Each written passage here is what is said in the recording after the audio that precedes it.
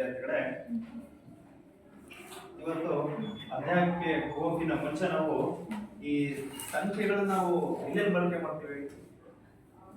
ವ್ಯವಹಾರ ಮಾಡ್ಬೇಕಾದ್ರೆ ನಾವು ಸಂಖ್ಯೆಗಳನ್ನ ಬಳಕೆ ಮಾಡ್ತೀವಿ. ವ್ಯವಹಾರದಲ್ಲಿ ಸಂಖ್ಯೆಗಳನ್ನ ಬಳಕೆ ಮಾಡ್ತೀವಿ. ಆಮೇಲೆ ದಿನಾಂಕ ನೋಡೋದು.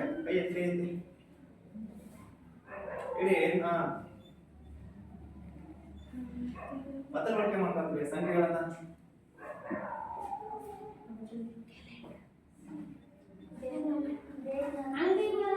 ಅಂಗಡಿಗೆ ಹೋದಾಗ ಬಳಕೆ ಮಾಡ್ತೀವಿ, ಹೌದಲ್ವಾ? ವ್ಯವಹಾರ ಸಂಖ್ಯೆಗಳು ಒಂದೇ ಆಗುತ್ತಲ್ವಾ ಸರ್? ಅಂಗಡಿಗೆ ಹೋದಾಗ ಎಷ್ಟು ಕೆಜಿ ಸಕ್ಕರೆ, ಎಷ್ಟು ಕೆಜಿ ಅಕ್ಕಿ ಅಲ್ವಾ? ಆಮೇಲೆ ಅದಕ್ಕೆ ಎಷ್ಟು ದುಡ್ಡು ಆಗುತ್ತೆ ಅವೆಲ್ಲ ನಮ್ಗೆ ಅಲ್ಲೇ ಬರುತ್ತೆ, ನಮಗೆ ಸಂಖ್ಯೆಗಳು ಬರುತ್ತೆ, ಹೌದಲ್ವಾ? ಮತ್ತೆ ಅದ್ರ ಬಗ್ಗೆ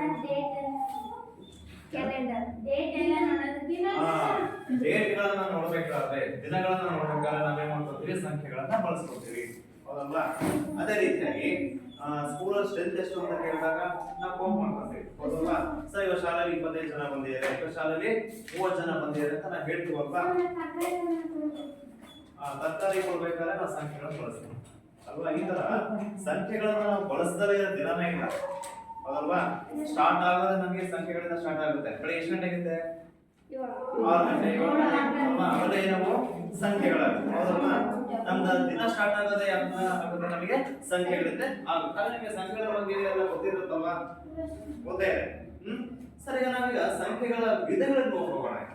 ಸಂಖ್ಯೆಗಳ ವಿಧಗಳಿಗೆ ಹೋಗೋಣ. ಸರ್, ಮೊದಲನೇದಾಗಿ ನೋಡಿ, ನಾನು ಕೆಲವು ಸಂಖ್ಯೆಗಳನ್ನು ಬರೆದಿದ್ದೀನಿ ಇಲ್ಲಿ.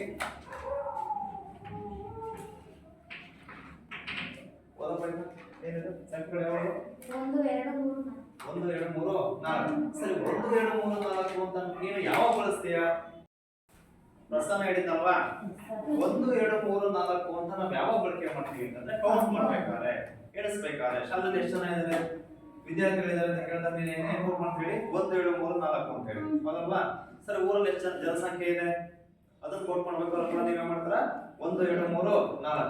ಹಾಗಾದ್ರೆ ನಾವು ಯಾವಾಗ್ಲೇ ಆಗಲಿ ಕೌಂಟ್ ಮಾಡ್ಬೇಕಾದ್ರೆ, ಎಣಿಸ್ಬೇಕಾದ್ರೆ ನಾವು ಈ ರೀತಿನೇ ಎಣಿಸೋದು. 0 ಸ್ಟಾರ್ಟ್ ಮಾಡ್ತೀವಿ, 1 ಸ್ಟಾರ್ಟ್ ಮಾಡ್ತೀವಿ, 1ರಿಂದ ಅಲ್ವಾ?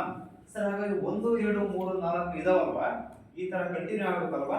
ನಾವು ಈ ಸಂಖ್ಯೆಗಳನ್ನ ಸ್ವಾಭಾವಿಕ ಸಂಖ್ಯೆಗಳು ಅಂತ ಕರೀತೀವಿ. ಎಂತ ಸಂಖ್ಯೆಗಳು? ಸ್ವಾಭಾವಿಕ ಸಂಖ್ಯೆಗಳು ಅಂತ ಹೇಳಿ ಕರೀತೀವಿ. ಅರ್ಥ ಇದೆಯಾ? ಸರ್, ಮೊದಲನೇ ಸಂಖ್ಯೆಗಳು ಯಾವ್ದಪ್ಪ ಅಂದ್ರೆ ಸ್ವಾಭಾವಿಕ ಸಂಖ್ಯೆಗಳು, ಹೌದಲ್ವಾ? ಇದ್ರಲ್ಲಿ ಯಾವ್ದೋ ಒಂದು ಸಂಖ್ಯೆ ಮಿಸ್ ಆಗಿದೆಯಲ್ಲ ಸ್ಟಾರ್ಟಿಂಗ್ ಅಲ್ಲಿ ಬರ್ಬೇಕಾದ್ರೆ? ಏನ್ ಮಿಸ್ ಆಗಿದೆ? 0 ಬಿಟ್ಟು ಬಂದಿದೆಯಲ್ವಾ ಸ್ವಾಭಾವಿಕ ಸಂಖ್ಯೆಗಳು? ಈಗ ನಾನು ಸ್ವಾಭಾವಿಕ ಸಂಖ್ಯೆಗಳಿಗೆ 0 ಆಡ್ ಮಾಡ್ಬಿಡ್ತೀನಿ ನೋಡಿ. 1 2 ಮತ್ತೆ ಇವೇ ಬಂದ್ಬಿಡುತ್ತೆ ಅಲ್ವಾ? ಮತ್ತೆ ಸ್ವಾಭಾವಿಕ ಸಂಖ್ಯೆಗಳೇ ಬಂದ್ಬಿಡುತ್ತೆ. ಏನ್ ಜಾಸ್ತಿ ಆಯ್ತು? ಏನ್ ಆಡ್ ಮಾಡಿದ್ವಿ ನಾವು? 0 ಆಡ್ ಮಾಡಿದ್ವಿ ಅಲ್ವಾ? ಒಂದ್ ಸಂಖ್ಯೆ ಏನಾಯ್ತು? ಜಾಸ್ತಿ ಆಯ್ತು. ಯಾವ ಸಂಖ್ಯೆ ಜಾಸ್ತಿ ಆಯ್ತು? 0. ಸರ್, 0 ಆಡ್ ಮಾಡಿದಾಗ ನಮಗೆ ಸಂಖ್ಯೆ ಗಣ ಬರುತ್ತಲ್ವಾ? ನಾವು ಈ ಸಂಖ್ಯೆಗಳನ್ನ ಪೂರ್ಣ ಸಂಖ್ಯೆಗಳು ಅಂತ ಕರಿತೀವಿ. ಎಂತ ಸಂಖ್ಯೆಗಳು? ಪೂರ್ಣ ಸಂಖ್ಯೆಗಳು ಅಂತ ಕರಿತೀವಿ. ಹಾಗಾದ್ರೆ ಎರಡನೇ ವಿಧ ಯಾವಪ್ಪ ಅಂದ್ರೆ ಪೂರ್ಣ ಸಂಖ್ಯೆಗಳು. ಪೂರ್ಣ ಸಂಖ್ಯೆಗಳು ಅಂದ್ರೆ ಸ್ವಾಭಾವಿಕ ಸಂಖ್ಯೆಗಳ ನಾವು 0ನ ಸೇರಿಸಿ ಬರ್ಕೊಂಡಾಗ ಬರುವ ಸಂಖ್ಯೆ ಯಾವ್ದಪ್ಪ ಅಂದ್ರೆ ಪೂರ್ಣ ಸಂಖ್ಯೆಗಳು. ಅರ್ಥ ಆಗಿದೆಯಾ? ಈಗ ನೋಡಿ, ಸಾಮಾನ್ಯವಾಗಿ ಇಲ್ಲಿ ಟೆಂಪರೇಚರ್ ಎಷ್ಟಿದೆ?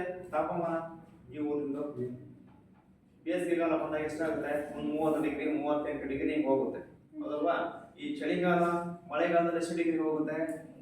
13 14 11 ಈ ರೀತಿ ಹೋಗುತ್ತಲ್ವಾ? ಇದು ಇಲ್ಲಿನ ಟೆಂಪರೇಚರ್, ಇಲ್ಲಿನ ತಾಪಮಾನ. ಅದೇ ಒಂದ್ ವೇಳೆ ನಿಮಗೆ ಈ ಭಾರತದ ನಾರ್ತ್ ಸೈಡ್ ಹೋದಾಗ ಏನಾಗುತ್ತೆ? ಕಾಶ್ಮೀರ ಅಲ್ಲೆಲ್ಲ ಟೆಂಪರೇಚರ್ ಏನಾಗುತ್ತೆ? ಕೆಲವೊಂದ್ಸಲಿ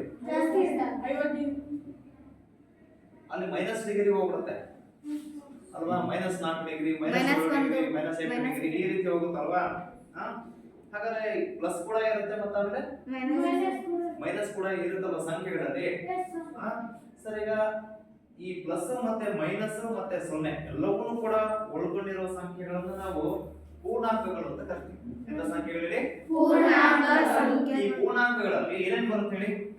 0 ಬರುತ್ತೆ, ಆಮೇಲೆ ಧನ ಸಂಖ್ಯೆಗಳು ಬರುತ್ತೆ, ಆಮೇಲೆ ಋಣ ಸಂಖ್ಯೆಗಳು ಬರುತ್ತೆ. ಸರಿ, ಎಲ್ಲವೂ ಬರುವ ನಾವು ಗಣವನ್ನ ಪೂರ್ಣಾಂಕಗಳು ಅಂತ ಕರಿತೀವಿ. ಎಂತ ಗಣಗಳು ಹೇಳಿ? ಪೂರ್ಣಾಂಕಗಳು. ಪೂರ್ಣಾಂಕಗಳು. ಸೊ ಈ ಪೂರ್ಣಾಂಕಗಳಲ್ಲಿ ಧನ ಸಂಖ್ಯೆಗಳು ಕೂಡ ಬರುತ್ತೆ, ಅರ್ಥ ಆಗಿದೆಯಾ? ಋಣ ಸಂಖ್ಯೆಗಳು ಬರುತ್ತೆ, ಆಮೇಲೆ ಸೊನ್ನೆ ಕೂಡ ಬರುತ್ತೆ.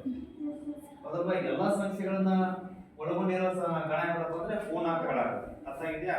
ಸೊ ಇಲ್ಲಿವರೆಗೂ ನಾನು ಸ್ವಾಭಾವಿಕ ಸಂಖ್ಯೆಗಳ ಬಗ್ಗೆ ಹೇಳಿದೆ, ಆಮೇಲೆ ಪೂರ್ಣ ಸಂಖ್ಯೆಗಳ ಬಗ್ಗೆ ಹೇಳಿದೆ, ಆಮೇಲೆ ಪೂರ್ಣಾಂಕಗಳ ಬಗ್ಗೆ ಹೇಳಿದೆ. ಅರ್ಥ ಆಗಿದೆಯಾ? ಸರಿ ನೋಡಿ, ನೆಕ್ಸ್ಟ್ ಬರೋ ಸಂಖ್ಯೆ ಯಾವ್ದಪ್ಪ ಅಂದ್ರೆ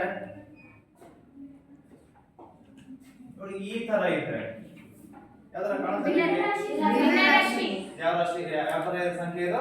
ಭಿನ್ನ ರಾಶಿ ತರ ಇದೆಯಲ್ವಾ? ಭಿನ್ನ ರಾಶಿ ಇದೆಲ್ಲರೂ ನಿಮ್ಗೆ ಕಂಡು ಬರುತ್ತಾ? ಇಲ್ಲಲ್ವಾ? ನೋಡಿ 3/4 ಈ ತರ ಸಂಖ್ಯೆ ಕಂಡು ಬರುತ್ತಾ? ಸ್ವಾಭಾವಿಕ ಸಂಖ್ಯೆನೂ ಅಲ್ಲ,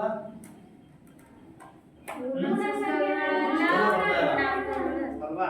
ಹಾಗಾದ್ರೆ ಇದು ಯಾವ ರೂಪದಲ್ಲಿ ಬರ್ತಾ ಇದೆ ಸಂಖ್ಯೆಗಳಪ್ಪ ಅಂದ್ರೆ ಭಿನ್ನ ರಾಶಿ ರೂಪದಲ್ಲಿ ಬರ್ತಾ ಇದೆ. ಯಾವ ರೂಪದಲ್ಲಿ? ಭಿನ್ನ ರಾಶಿಗಳ ರೂಪದಲ್ಲಿ ಬರ್ತಾ ಇದೆ. ಅಂದ್ರೆ ಯಾವ ಸಂಖ್ಯೆಗಳು ಭಿನ್ನ ರಾಶಿ ರೂಪದಲ್ಲಿ ಇರುತ್ತದೆಯೋ ಅಥವಾ p/q ರೂಪದಲ್ಲಿ ಇರುತ್ತದೆಯೋ ನಾವು ಆ ಸಂಖ್ಯೆಗಳನ್ನ ಭಾಗಲಬ್ಧ ಸಂಖ್ಯೆಗಳು ಅಂತ ಕರೀತೀವಿ. ಭಾಗಲಬ್ಧ ಸಂಖ್ಯೆಗಳು ಅಲ್ವಾ? ಹಾಗಾದ್ರೆ ನಾವು ಇಂದಿನ ತರಗತಿಯಲ್ಲಿ ಈ ಭಾಗಲಬ್ಧ ಸಂಖ್ಯೆಗಳು ಮತ್ತೆ ಅವುಗಳ ಲಕ್ಷಣಗಳ ಬಗ್ಗೆ ತಿಳ್ಕೊಳ್ಳೋಣ. ಅರ್ಥ ಆಗಿದೆಯಾ? ಭಾಗಲಬ್ಧ ಸಂಖ್ಯೆಗಳ ಬಗ್ಗೆ ಮತ್ತೆ ಅವುಗಳ ಲಕ್ಷಣಗಳ ಬಗ್ಗೆ ನಾವು ಅಭ್ಯಾಸವನ್ನ ಮಾಡೋಣ. ಅರ್ಥ ಆಗಿದೆಯಾ? ಹಾಗಾದ್ರೆ ಭಾಗಲಬ್ಧ ಸಂಖ್ಯೆಗಳು ಯಾವ ರೂಪದಲ್ಲಿದೆ? ಇನ್ನೊಂದ್ಸರಿ ಹೇಳಿ.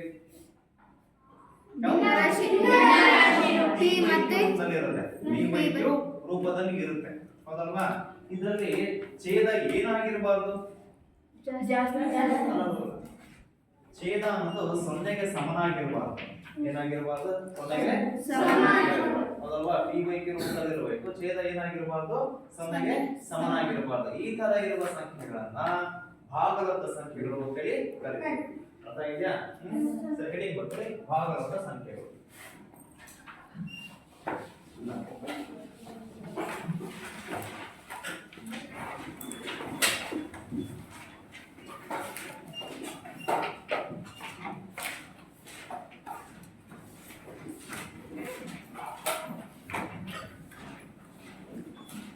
ಭಾಗಲಬ್ಧ ಸಂಖ್ಯೆಗಳು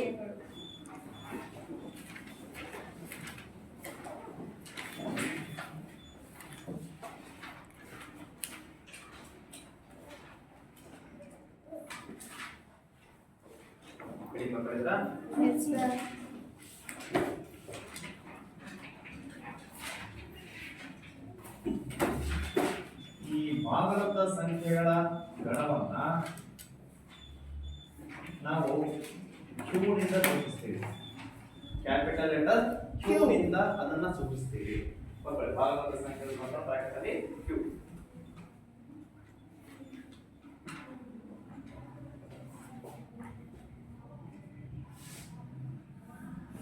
ಮುಂದೆ ಬರ್ಕೊಳ್ಳಿ.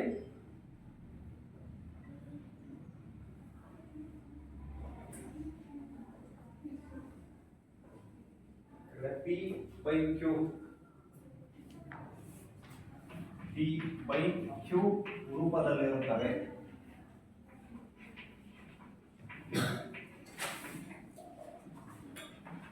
p/q ರೂಪದಲ್ಲಿರುತ್ತವೆ.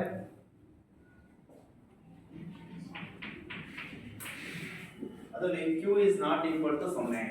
q ಅನ್ನೋದು ಏನಾಗಿರಬಾರದು? 0ಗೆ ಸಮನಾಗಿರಬಾರದು. ಅರ್ಥ ಆಗಿದೆಯಾ? ಸರ್, ಭಾಗಲಬ್ಧ ಸಂಖ್ಯೆಗಳಿಗೆ ಉದಾಹರಣೆ ಕೊಡಿ. ಭಾಗಲಬ್ಧ ಸಂಖ್ಯೆ ಉದಾಹರಣೆ ಕೊಡಿ ಹೇಳಿ ಅಂತ ಡೈರೆಕ್ಟ್ ನೋಡೋಣ. ಇಲ್ಲೇ ಇದೆಯಲ್ಲ, p/q ರೂಪದಲ್ಲಿ ಇರಬೇಕು. q is not equal to 0, 0ಗೆ ಸಮನಾಗಿರಬಾರದು. ಆ ತರ ಸಂಖ್ಯೆನ ಎಕ್ಸಾಂಪಲ್ ಕೊಡಬೇಕು. ಕೈ ಎತ್ತಿ. 1/5 ಕೊಡ್ಬೋದಲ್ವಾ? ಸರ್, ಯಾವ ರೂಪದಲ್ಲಿದೆ? p/q ರೂಪದಲ್ಲಿದೆ ಅಲ್ವಾ? ಯಾವ ರೂಪದಲ್ಲಿದೆ? ಭಿನ್ನ ರಾಶಿ ರೂಪದಲ್ಲಿದೆ ಅಥವಾ p/q ರೂಪದಲ್ಲಿದೆ? ಸರ್, ಛೇದ 0 ಆಗಿದೆಯಾ? ಇಲ್ಲ. ಬೇರೆ ಸಂಖ್ಯೆ ಇದೆ ಅಲ್ವಾ? ಹಾಗೆ 1/5 ಏನಾಗುತ್ತೆ? ಭಾಗಲಬ್ಧ ಸಂಖ್ಯೆ. ಭಾಗಲಬ್ಧ ಸಂಖ್ಯೆ ಆಗುತ್ತಲ್ವಾ ಇದು? ನೆಕ್ಸ್ಟ್ ಮತ್ತೆ ಏನು ಹೇಳಿ? 6/3. 6/3. ಆಮೇಲೆ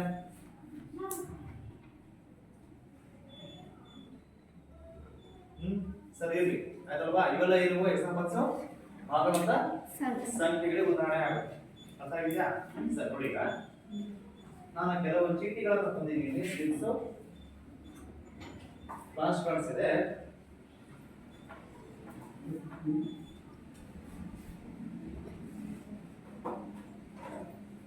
ಸರ್ ಇದರಲ್ಲಿ ಸಂಖ್ಯೆಗಳು ಬರ್ಬಿಟ್ಟು ಒಂದು ಎಕ್ಸಾಂಪಲ್ ಕೊಟ್ಬಿಟ್ಟಿದ್ದೀನಿ, ಹೌದಲ್ವಾ? ಇದನ್ನ ತೆಗಿಬೇಕು. ಇದು ಆ ಸಂಖ್ಯೆಗಳು ಹೌದಾ ಅಲ್ವೋ ಅಂತ ನೀವು ಹೇಳ್ಬೇಕಾಗುತ್ತೆ. ಆಯ್ತಾ? ಈಸಿ ಇದೆ, ಸಂಖ್ಯೆಗಳು ಬಂದಿರುತ್ತೆ ನಮ್ಮಲ್ಲಿ. ಇದು ಯಾವ ಸಂಖ್ಯೆ ಅಂತ ನೀವು ಹೇಳ್ಬೇಕಷ್ಟೇ. ಇದು ನೋಡ್ಕೊಂಡು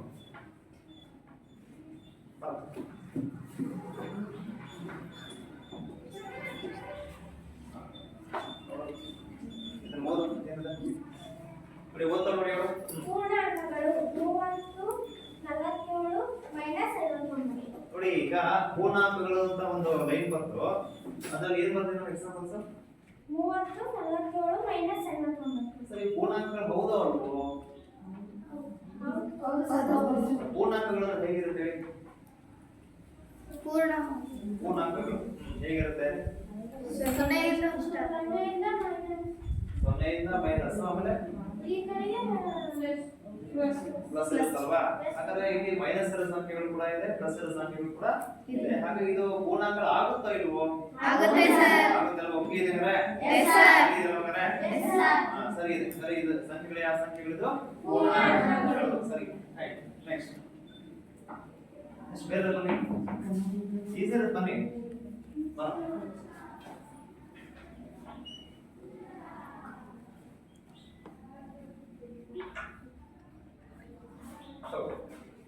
ನೋಡಿ, ಸ್ವಾಭಾವಿಕ ಸಂಖ್ಯೆಗಳು 1, 2 ಮೈನಸ್ 3 ಮೈನಸ್ 5 ಅಲ್ಲ ಅಲ್ವಾ? ಯಾಕಲ್ಲ? ಸರ್ ಸರಿ ಇದೆನಮ್ಮ? ಎರಡು ಸ್ವಾಭಾವಿಕ ಸಂಖ್ಯೆಗಳಲ್ಲ ಅಂತ ಹೇಳ್ದಲ್ಲ, ಹೇಗೆ ಅಂತ ಕೇಳ್ತಾ ಇರೋದು. 1, 2 ಮೈನಸ್ 3 ಮೈನಸ್ 5 ಸ್ವಾಭಾವಿಕ ಸಂಖ್ಯೆಗಳಿದು ಅಲ್ವಾ? 1, 2 ಸ್ವಾಭಾವಿಕ ಸಂಖ್ಯೆ ಆಗುತ್ತೆ. ಆದ್ರೆ ಮೈನಸ್ 3 ಮೈನಸ್ 5 ಏನಾಗುತ್ತೆ? ಈ ಮೈನಸ್ ಇರೋ ಸಂಖ್ಯೆಗಳು ಸ್ವಾಭಾವಿಕ ಸಂಖ್ಯೆಗಳ ಬರುತ್ತಾ ಅದರಲ್ಲಿ? ಬರಲ್ಲಲ್ವಾ? ಹಾಗಾಗಿ ಇದು ಸ್ವಾಭಾವಿಕ ಸಂಖ್ಯೆಗಳು ಆಗಲ್ಲಲ್ವಾ ಇದು? ರೈಟ್, ಸರಿ. ಅರ್ಥ ಆಗಿದೆ ಅಂದ್ರೆ ಪಾಸ್ ಮಾಡೋಣ.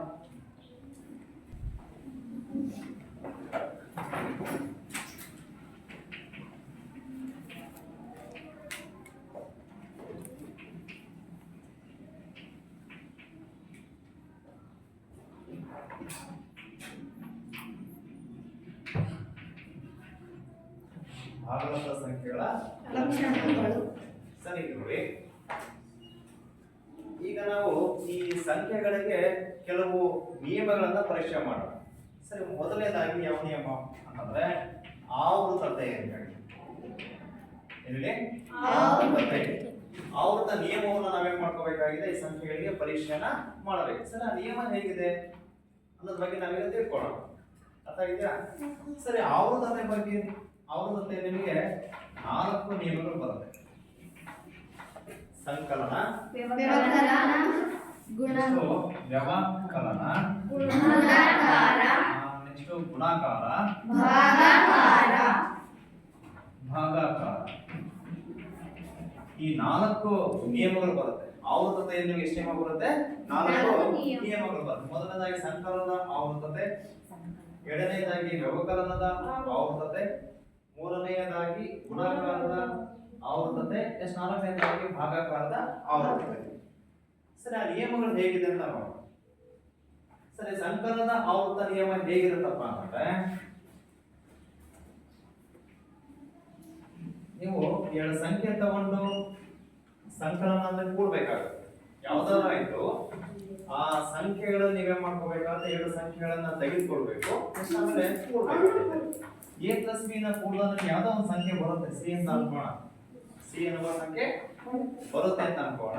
ಈ c ಅನ್ನೋದು ಮತ್ತೆ ನಮಗೆ ಅದೇ ಗಣಕ್ಕೆ ಸೇರಿದ್ರೆ, ಅದೇ ಸಂಖ್ಯೆಗಳಿಗೆ ಸೇರಿದ್ರೆ ಅವಾಗ ನಾವು ಏನಂತ ಹೇಳ್ಬೋದು? ಈ ನಿಯಮವನ್ನ ಆ ಸಂಖ್ಯೆಗಳು ಹೊಂದಿದೆ ಅಂತ. ಈ ನಿಯಮಗಳು ಆ ಸಂಖ್ಯೆಗಳನ್ನ ಹೊಂದಿದೆ. ಎಕ್ಸಾಂಪಲ್ ಈಗ ನೀವು ಶಾಲೆಗೆ ಹೋಗ್ತಿದ್ದೀರಲ್ವಾ? ಸರ್ ಈಗ ಇಬ್ಬರನ್ನ ವಿದ್ಯಾರ್ಥಿಗಳನ್ನ ತೆಗೆದುಕೊಂತೀನಿ ನಾನೀಗ ಇಬ್ಬರನ್ನ ನಾನು ಈಗ ಯೂನಿಫಾರ್ಮ್ ಚೆಕ್ ಮಾಡ್ತೇನೆ ಸರಿ ಶರ್ಟ್ ಸೇಮ್ ಇರುತ್ತೆ ನೆಕ್ಸ್ಟ್ ಟೈ ಸೇಮ್ ಇರುತ್ತೆ ಆಮೇಲೆ ಪ್ಯಾಂಟ್ ಸೇಮ್ ಇರುತ್ತೆ ಅವ ನಾವೇನಂತ ತಿಳ್ಕೊಂಡಿವು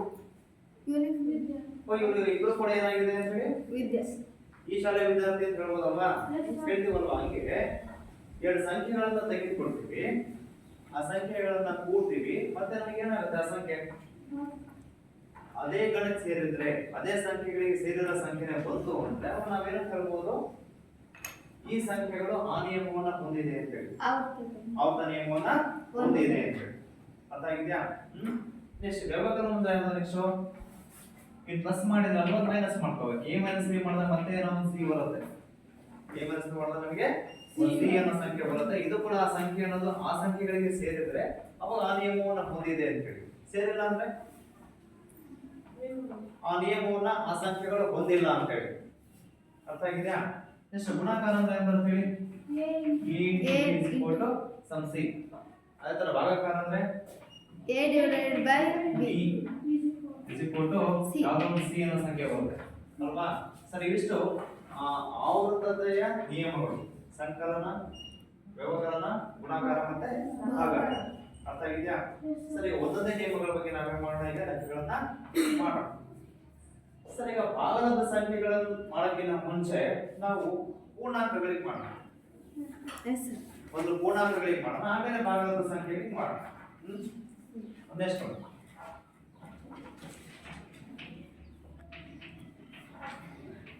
ಸರಿ ಈಗ ಈ ನಿಯಮಗಳನ್ನು ಬರ್ಕೊಂಡ್ರಿ ಫಸ್ಟ್ ಈ 4 ನಿಯಮಗಳನ್ನ ಬರ್ಕೊಂಡ್ರಿ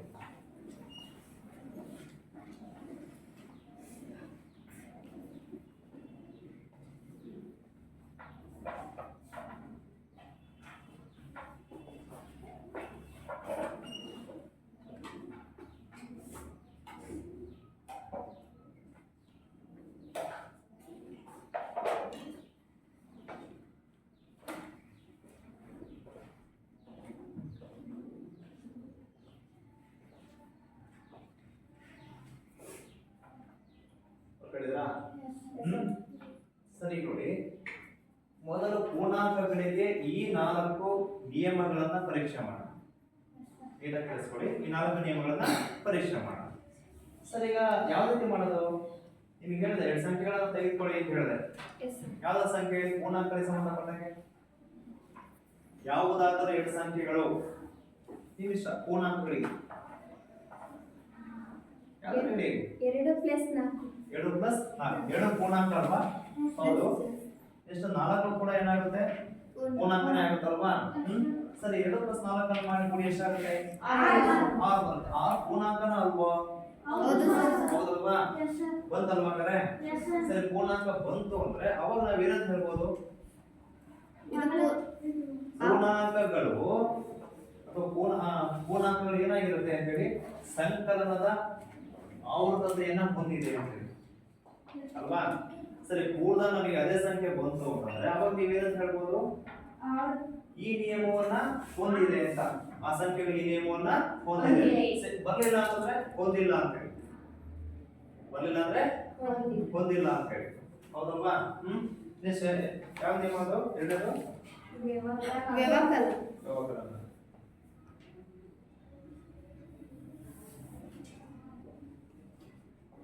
ಎರಡು ಸಂಖ್ಯೆ ಹೇಳಿ 15 ಮೈನಸ್ 3 15 ಮೈನಸ್ 3 15ರಲ್ಲಿ 3 ಕಳೆಯಿರಿ 12 ಮತ್ತೆ 12 ಸರಿ 12 ಪೂರ್ಣಾಂಕನ ಅಲ್ವಾ ಹೌದಲ್ವಾ ಹಾಗಾದ್ರೆ ಬಂತು ಅಂತ ನಾವು ಏನಂತ ಹೇಳ್ಬೋದು ಆ ಸಂಖ್ಯೆಗಳು ವ್ಯವಕಲನದ ಆವರ್ತ ನಿಯಮವನ್ನ ಹೊಂದಿದೆ ಅಂತ ಹೇಳಿ ಆ ನಿಯಮ ಅನ್ನೋದು ಹೊಂದಿದೆ ಅಂತ ಗೊತ್ತಾಗುತ್ತೆ ಹೌದಲ್ವಾ ನೆಕ್ಸ್ಟ್ ಗುಣಾಕಾರ ಮಾಡಿ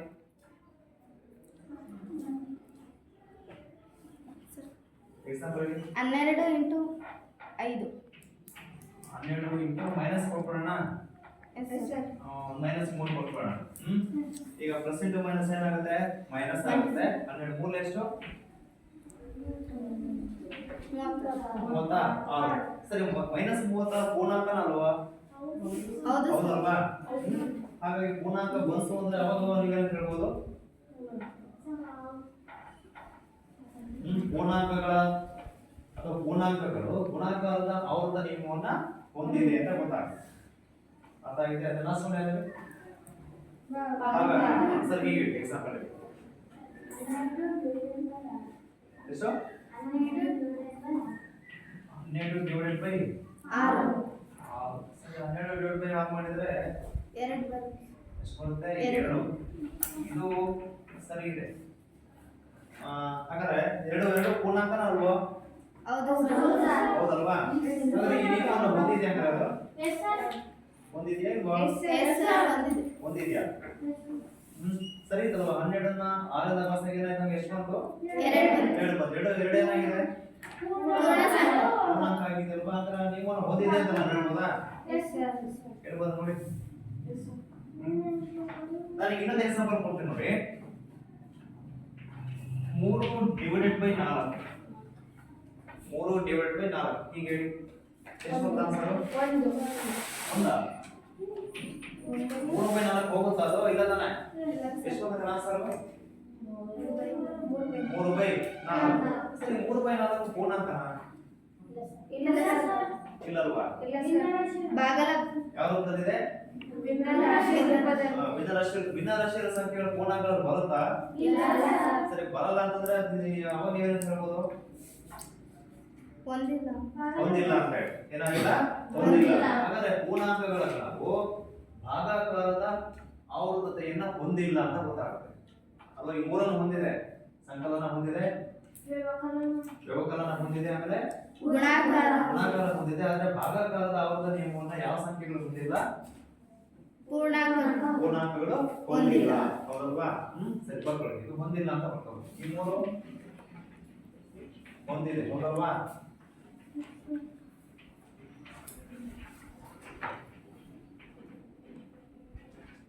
ಭಾಗಾಕಾರದ ಆವೃತ್ತತೆಯನ್ನ ಹೊಂದಿಲ್ಲ. ಸರಿ ಬರ್ಕೊಳ್ಳಿ.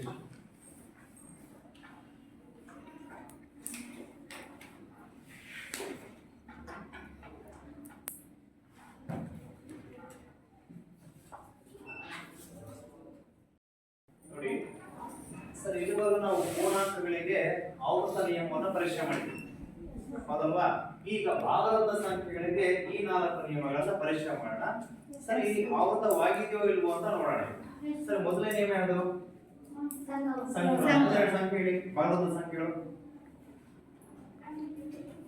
ಭಾಗಲಬ್ಧ ಸಂಖ್ಯೆಗಳಿಗೆ 2 ಎಕ್ಸಾಂಪಲ್ ಹೇಳಿ. ಈಗ ಸಮ ನೋಡಿ, ಭಾಗಲಬ್ಧ ಸಂಖ್ಯೆ 3 ಬೈ 6 ಒಂದು ಸಂಖ್ಯೆ ಆಯ್ತು. ಇನ್ನೊಂದು ಸಂಖ್ಯೆ ನೋಡಿ, ಪ್ಲಸ್ ಮಾಡ್ಬೇಕಲ್ವಾ? ಸರಿ, 2 ಬೈ 6 2 ಬೈ 6. ಸರಿ, 2 ಸಂಖ್ಯೆಗಳನ್ನ ಕೂಡಿ 5 ಬೈ 12 5 ಬೈ 12 ಬರುತ್ತಾ?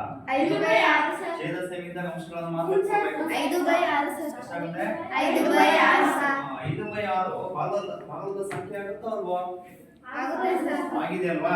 Yes sir. ಅದೇ 2 ಸಂಖ್ಯೆಗಳನ್ನ ಕೂಡಿದ ನಮಗೆ ಬಂದಿರೋ ಸಂಖ್ಯೆ ಏನು? ಅದು ಕೂಡ ಭಾಗಲಬ್ಧ ಸಂಖ್ಯೆ ಆಗಿದೆ ಅದಲ್ವಾ? ಸರಿ, ಅದೇ ಸಂಖ್ಯೆ ಬಂದು ನಾವು ನೀವೇನಂತ ಹೇಳ್ಬೋದು?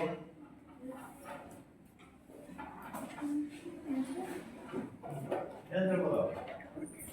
2 ಸಂಖ್ಯೆ ತಗೊಂಡು ಕೂಡ್ಬಿಟ್ಟು ಕೂಡ ನಮಗೆ ಬಂದಿರೋ ಸಂಖ್ಯೆಯನ್ನು ಕೂಡ ಭಾಗಲಬ್ಧ ಸಂಖ್ಯೆ ಆಗಿದ್ರೆ ಅವಾಗ ಯಾವ ಇದು ಹೊಂದಿದೆ ಇಲ್ವಾ? ಹೊಂದಿದೆ ಅಲ್ವಾ? ಹಾಗಾದ್ರೆ ಭಾಗಲಬ್ಧ ಸಂಖ್ಯೆಗಳ ಗಣವು ಸಂಕಲನದ ಆವೃತ್ತವನ್ನ ಹೊಂದಿದೆ ಅಲ್ವಾ? ಅಥವಾ ಆವೃತವಾಗಿದೆ ಅಂತ ಹೇಳಿ ಸಂಕಲನ ಹೊಂದಿದೆ. ಅದ್ರ ಜೊತೆ ವ್ಯವಕಲನ ನೋಡಿ. ಯಾವ್ದಾದ್ರು 2 ಸಂಖ್ಯೆ ತಗೋಣ. ಈಗ ನೋಡಿ, 6 ಬೈ 7 ಮೈನಸ್ ಒಂದು 2 ಬೈ 7 2 ಬೈ 2 ಬೇಡ, ಅಥವಾ 4 ಬೈ 2 2 ಬೈ 2 ಎಷ್ಟಾಗುತ್ತೆ ಕಳೆದಾಗ? 2 ಬೈ 2 2 ಬೈ 2 ಬರುತ್ತೆ. ಅಥವಾ ಮತ್ತೆ ಅದು ಭಾಗಿಸಿದಾಗ ಎಷ್ಟು ಬಂತು? ಒಂದು ಭಾಗಲಬ್ಧ ಸಂಖ್ಯೆನ ಅಲ್ವಾ? ಅಲ್ವಾ? ಹೌದು ಸರ್. ಹೌದು. ಆದ್ರೆ ಹೇಗೆ? ಸರಿ, ಇದನ್ನ ನಾವು b ಬೈ q ರೂಪದಲ್ಲಿ ವ್ಯಕ್ತಪಡಿಸಬಹುದು ಅಲ್ವಾ? ಎಲ್ಲಾ ಸ್ವಾಭಾವಿಕ ಸಂಖ್ಯೆಗಳು, ಎಲ್ಲಾ ಪೂರ್ಣಾಂಕಗಳು ಕೂಡ ಏನಾಗುತ್ತೆ? ಭಾಗಲಬ್ಧ ಸಂಖ್ಯೆಗಳಾಗುತ್ತೆ. ಹಾಗಾಗಿ ಇದನ್ನ b ಬೈ q ರೂಪದಲ್ಲಿ ವ್ಯಕ್ತಪಡಿಸಬಹುದಲ್ವಾ? ಇದು ಕೂಡ ಏನಾಗುತ್ತೆ? ಭಾಗಲಬ್ಧ ಸಂಖ್ಯೆ ಆಗುತ್ತೆ. ಹಾಗಾಗಿ ಅದೇ ಸಂಖ್ಯೆ ಬಂದಿದ್ರಿಂದ ಮತ್ತೆ ನಾವು ಇಲ್ಲಿ ಏನಾಗುತ್ತೆ? ಹೊಂದಿದೆ.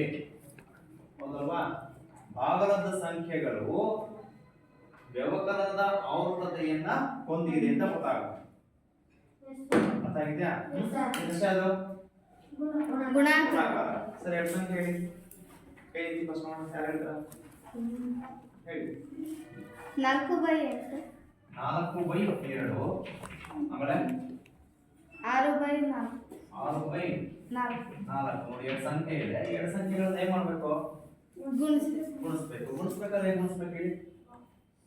ಭಿನ್ನರಾಶಿಗಳು ಬಂದಾಗ ವಿರುದ್ಧ ಗುಣಿಸ್ಕೋಬೇಕು, ಛೇದ ಗುಣಿಸ್ಕೋಬೇಕು. ಹೌದಲ್ವಾ? ಅಂಶದಲ್ಲಿ ಯಾವ ಸಂಖ್ಯೆ ಇದೆ? 4 ಮತ್ತೆ 6. ನಕಾರ ಎಷ್ಟಾಗುತ್ತೆ? 24 ಕೆಳಗಡೆ ನೋಡಿ. 8 24/8 ಭಾಗಲಬ್ಧ ಸಂಖ್ಯೆ ಅಲ್ವಾ? ಹೌದಾನೆ? ಸರಿ, ಆ ಭಾಗಲಬ್ಧ ಸಂಖ್ಯೆ ಬಂತು ಅಂದಾಗ ನಾವು ಏನಂತ ಹೇಳ್ಬೋದು? ಹೊಂದಿದೆ ಅಂತ ಹೇಳಿ. ಏನಾಗಿದೆ? ಹೊಂದಿದೆ ಅಂತ ಹೇಳಿ. ಅರ್ಥ ಆಗಿದ್ಯಾ?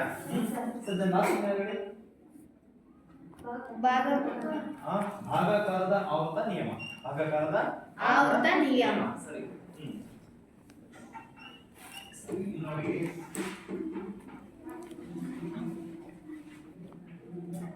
1/2 ಡಿವೈಡೆಡ್ ಬೈ ಇನ್ನೊಂದು ಯಾವ್ದಾರ ಒಂದು 3/4 ಕೊಟ್ಟಾಗ ಏನಾಗುತ್ತೆ ನಮಗೆ? ಭಾಗಿಸಲು ಮೊದಲ ಸಂಖ್ಯೆನ ಹಾಗೆ ಇಟ್ಕೊಳ್ಳಿ. 3/4 ಅನ್ನು ಉಲ್ಟಾ ಮಾಡ್ಕೊಳ್ಳಿ. ಏನಾಗುತ್ತೆ? 4/3 ಅಲ್ವಾ? ಈ ಗುಣಾಕಾರ ಮಾಡ್ಕೊಳ್ಳಿ. ಸರಿ, ನೀವೇ ಮಾಡ್ಬೇಕು ಹೇಳಿ. ಎರಡು ಸಂಖ್ಯೆನ ಭಾಗಾಕಾರ ಮಾಡ್ಬೇಕಾದ್ರೆ ಒಂದು ಸಂಖ್ಯೆನ ಹಾಗೆ ಇಟ್ಕೋಬೇಕು. ಎರಡು ಸಂಖ್ಯೆನ ಉಲ್ಟಾ ಮಾಡ್ಕೊಂಡು ಗುಣಾಕಾರ ಮಾಡ್ಕೊಂಡ್ರೆ ಆ ಸಂಖ್ಯೆಗಳ ಭಾಗಾಕಾರ ಮಾಡ್ದಂಗಾಗುತ್ತೆ. ಹೀಗೆ ಅಂಶಗಳು ಎಷ್ಟಾಗುತ್ತೆ? 4/6 4/6 ಭಾಗದ ಸಂಖ್ಯೆ ಆಗುತ್ತಲ್ವಾ? ಹಾಗಾಗಿ ಇದು ಭಾಗಾಕಾರದ ಆವರ್ತ ನಿಯಮನ ಹೊಂದಿದೆಯಾ? ಹೊಂದಿದೆ ಅಲ್ವಾ? ಸರಿ, ಈ ಎಕ್ಸಾಂಪಲ್ ಹೊಂದಿದೆ. ಆದ್ರೆ ಬೇರೆ ತರ ಬಂದಾಗ ನೋಡಿ, ಈಗ ಒಂದು ಸಂಖ್ಯೆ ಇದೆ 3/0 ಅಂತ ಹೇಳಿ. 3/0. ಸರಿ, 3ನ್ನ 0 ಇಂದ ಭಾಗಿಸಿದಾಗ ಏನ್ ಬರುತ್ತೆ ಹೇಳಿ? ಸರಿ, ಇದು ಇನ್ಫಿನಿಟಿ ಆಗುತ್ತೆ. ಏನಾಗುತ್ತೆ? ಇನ್ಫಿನಿಟಿ. ಇದು ನಾವು ಭಾಗಿಸೋದಕ್ಕೆ ಬರೋದಿಲ್ಲ. ಹಾಗಾಗಿ ಈ ಸಂಖ್ಯೆ ಭಾಗಲಬ್ಧ ಸಂಖ್ಯೆಗಳು ಬರುತ್ತಾ? ಬರುತ್ತೆ ನೋಡಿ. ಇಲ್ಲಲ್ವಾ? ಹಾಗಾಗಿ ಬರಲ್ಲ ಅಂತಂದಾಗ ಅವಾಗ ನೀವೇನಂತ ಹೇಳ್ಬೋದು?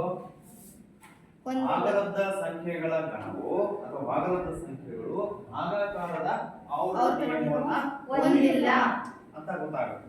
ಹೌದಲ್ವಾ?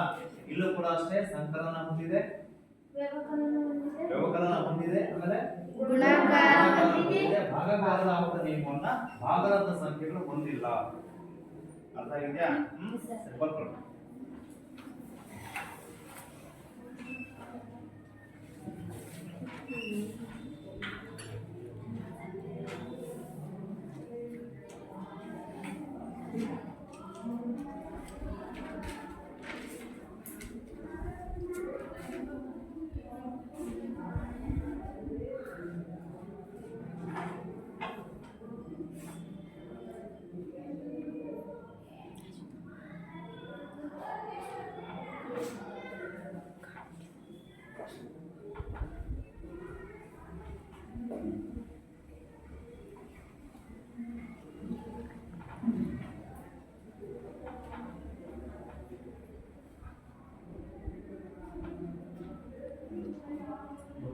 ಕೇಳಿ. ಅರ್ಥ ಆಗಿದೆಯಾ? 4 ನಿಯಮಗಳಿದೆ. ಸಂಕಲನ ಆವರ್ತತೆ, ವ್ಯವಕಲನ ಆವರ್ತತೆ, ಗುಣಾಕಾರದ ಆವರ್ತತೆ, ಭಾಗಾಕಾರದ ಆವರ್ತತೆ. 4 ನಿಯಮಗಳನ್ನ ಪರೀಕ್ಷೆ ಮಾಡಬೇಕು. ಮೊದಲನೇ ಗುಣ ಯಾವುದು? ಆವರ್ತತೆ.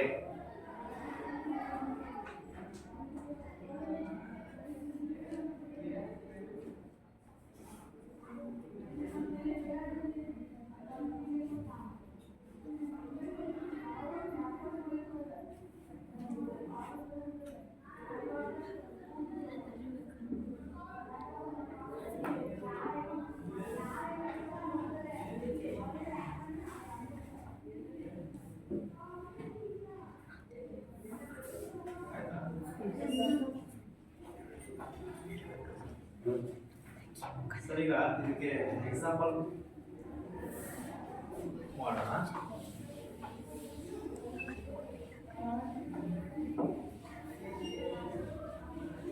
ಸರಿ ನಾವು ಲೆಕ್ಕ ಬರ್ತೀನಿ ಅದನ್ನ ಇಲ್ಲಿ ಬೋರ್ಡ್ ಮೇಲೆ ಬರ್ದು ಮಾಡ್ಬೇಕು. ಹಾ ಸರಿ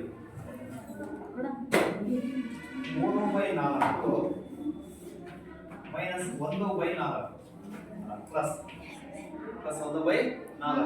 ಸರ್ ಇದಕ್ಕೆ ಸಂಕಲನದ ಆವರ್ತ ನಿಯಮವನ್ನ ಪರೀಕ್ಷೆ ಮಾಡಬೇಕು. ಯಾರು ಮಾಡ್ತಾರೆ?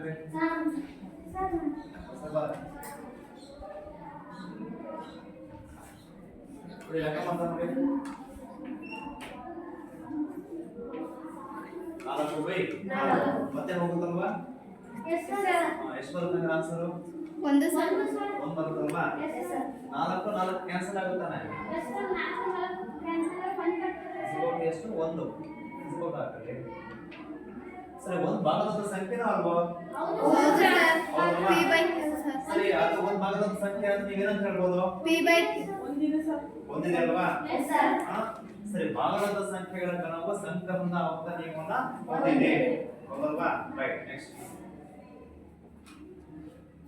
ನೆಕ್ಸ್ಟ್ ನೋಡಿ, 3/2 8 ಕೊಡ್ತೇನೆ.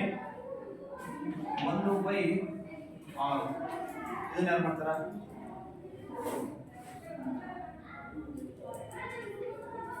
ಸರಿ, ಬಂದಿಲ್ಲ.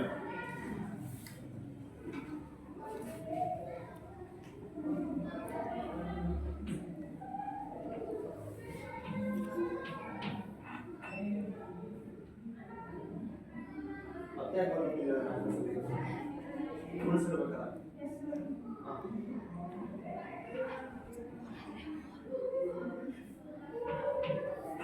ಸರಿ, ಒಂದಿದೆ ಒಂದಿಲ್ವಾ? 3/12 ಭಾಗದ ಸಂಖ್ಯೆ ಆಗಿದೆ ಅಲ್ವಾ? Yes sir. 1/3 ಮತ್ತೆ ಹೋಗುತ್ತೆ, ಆದ್ರೂ ಕೂಡ ಆ ನಿಯಮವನ್ನ ಹೊಂದಿದೆ ಅಂತ ಹೇಳಿ. ಸರಿನಾ? ಸರ್ ನೋಡಿ, ಇಲ್ಲಿವರೆಗೂ ಈ ಆವರ್ತ ನಿಯಮಗಳ ಬಗ್ಗೆ ನಾನು ಹೇಳಿದೆ ಹೌದಲ್ವಾ? ಸರಿ, ಮೊದಲನೇದಾಗಿ ಇಲ್ಲಿ ಗುಣಾಕಾರದ ಆವರ್ತ ನಿಯಮ a into b is equal to ಏನಾಗುತ್ತೆ? b into a ಆಗುತ್ತೆ. ಸರಿ, ಎರಡನೇದಾಗಿ ಸಂಕಲನ a plus b is